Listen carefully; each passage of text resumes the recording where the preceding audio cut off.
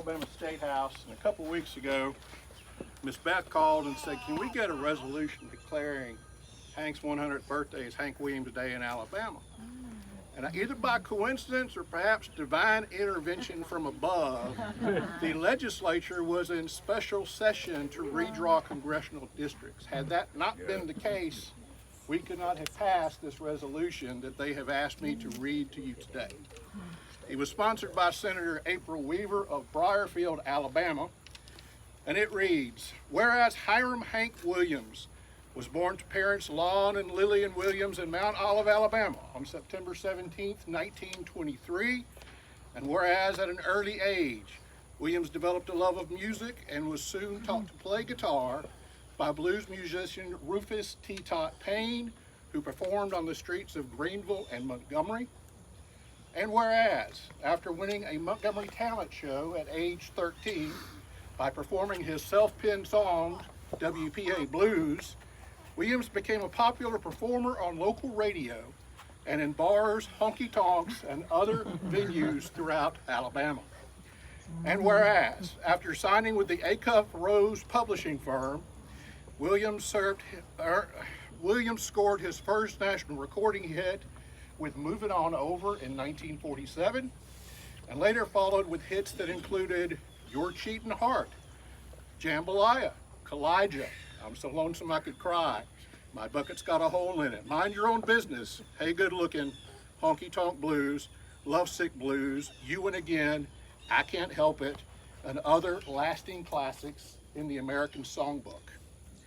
And whereas Williams was one of the most popular live performers of his time, as evidenced when the audience at his Grand Ole Opry debut demanded an unprecedented 6 encores before allowing him to leave the stage. And whereas during his career, he scored 41 songs on the Billboard charts and was among the first songwriters to have the songs he penned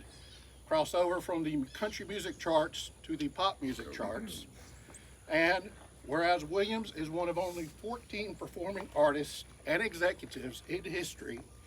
to be honored with induction in both the Country Music and Rock and Roll Halls of Fame. And whereas, while en route to a New Year's Day concert in Canton, Ohio in 1953, Williams died just outside of Oak Hill, West Virginia, in the back of the Cadillac convertible automobile in which he was traveling. And whereas, following his passing, Williams' popularity and legend continued to grow, while to this day, his music has influenced countless performers and artists across multiple genres. Now, therefore, be it resolved by the legislature of Alabama, both houses thereof concurring, that it is recognized that in recognition of the centenary of his birth, September 17th, 2023, is officially proclaimed Hank Williams Day in the state of Alabama, and be it further resolved that the Alabama legislature encourages all citizens on that day to reflect upon the continuing and lasting impact that Hank Williams has had upon popular music across the nation and around the globe.